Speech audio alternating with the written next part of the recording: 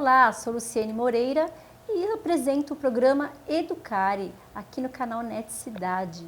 Programa que tem por objetivo divulgar, comentar, disseminar ideias a respeito de educação, comunidade, sociedade, enfim, diversos assuntos voltados ao nosso dia a dia.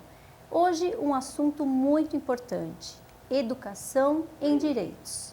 Para tratar desse assunto, recebemos o defensor público do Estado de São Paulo, Gustavo Reis. Tudo bem, Gustavo? Tudo bem. Realmente essa questão da educação em direitos é algo que precisa ser tratada de uma maneira muito séria. É curioso, primeiro agradeço por estar retornando aqui, né, no programa Educare, que certamente é um espaço relevante para exatamente tratar desse tema, né, a disseminação do tema aí da educação em direitos humanos. O tema direitos humanos, ele sempre tá aí na moda, sempre está sendo debatido nos noticiários, e é uma coisa curiosa, quem fala isso é o historiador egípcio, naturalizado inglês, o Eric Hobsbawm, que a humanidade, nós saímos do século XIX tendo criado aí vários tratados de direitos humanos, instrumentos internacionais que quebraram aqueles paradigmas, principalmente da Idade Média, e trazendo o indivíduo para o centro das atenções, da dignidade humana, etc. e tal. Então, nós saímos do século XIX consagrando, pelo menos no plano normativo, a ideia de direitos humanos, a ideia da linguagem de direitos humanos, e ainda assim, no início do século XX, ingressamos no que ele chama, a primeira parte do século XX, de a era da catástrofe. O que significa que não basta consagrar no plano das leis, dos tratados internacionais, os direitos humanos. É necessário que exista uma compreensão cultural, uma vontade da sociedade para a concretização dos direitos humanos. E a questão dos direitos humanos, ele ainda é um tema que gera polêmica, né? Porque tem gente que defende, né? Nós sabemos que é importante, e tem muita gente que ainda não consegue enxergar essa importância de se ter um trabalho de educação em direitos. Mas eu sinto, até pela atuação como defensor público, que aos poucos aqueles jargões como lá vem o pessoal dos direitos humanos, aos poucos isso começa a ser enfrentado, a sociedade aos poucos tem inspirado mais, né, essa linguagem dos direitos humanos.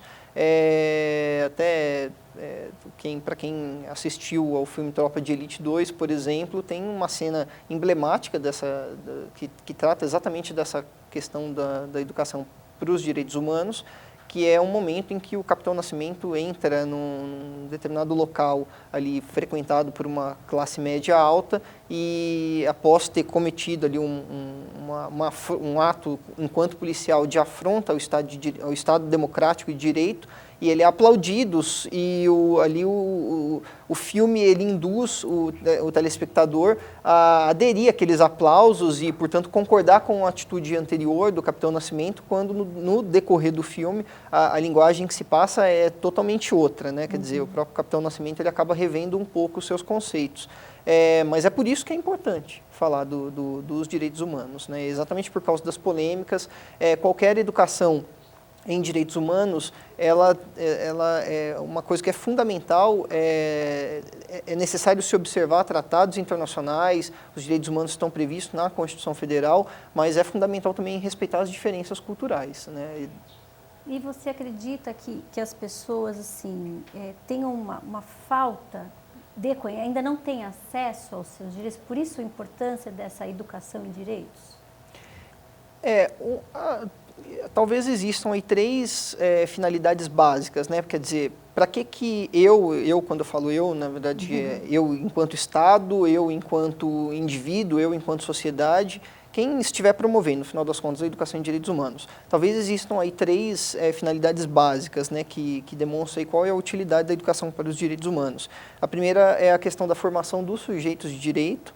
A segunda, favorecer o empoderamento, que é uma palavra que se consagrou, embora não exista aí no dicionário, né, a palavra empoderamento, e também o educar para o nunca mais. no Brasil, hoje nós temos uma legislação ampla, né, seja no plano da legislação infraconstitucional, mas na nossa Constituição Federal, né, a Constituição Federal de 88, brasileira, foi uma Constituição feita a partir de intensa mobilização social, talvez a mais democrática das constituições brasileiras, e que serve de parâmetro para vários países. É uma Constituição respeitada no mundo inteiro. Mas, embora exista, pelo menos no plano normativo, no plano da legislação, um incremento considerável de consagração de direitos humanos, ainda falta na sociedade conhecimento acerca dos seus direitos, né? Não só acerca dos seus direitos, não basta, quando nós nos referimos à educação de direitos humanos, não estamos dizendo simplesmente que as pessoas têm que conhecer ali as disposições do Código Civil, do Estatuto da Criança e do Adolescente, da Lei Maria da Penha e por aí vai. Mais que isso, mais fundamental que isso, a realização de programas para que as pessoas, a sociedade, aspirem aí a noção de república e de cidadania. Mais importante do que tudo, eu vejo. E um bom caminho para se promover, para se desenvolver essa educação em direitos é a escola?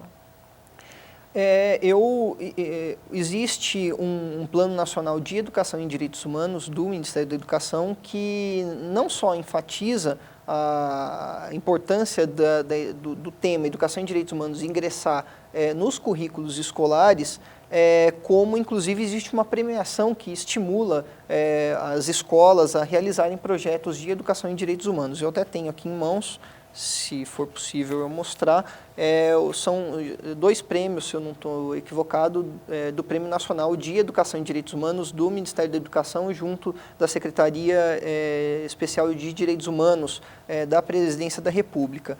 É fundamental começar a discutir direitos humanos a partir dos bancos escolares, só que isso por si só não basta. O Plano Nacional de Educação em Direitos Humanos, além da intensa preocupação com a inclusão dessa temática nas escolas, ele também se preocupa com a questão da educação em direitos humanos e a sua relação com a mídia, né, e certamente o Programa Educare contribui para isso, porque traz temas que não estão, infelizmente, não estão aí no cotidiano da população brasileira, que por vezes, inclusive, é dependente dos meios de comunicação, principalmente da televisão.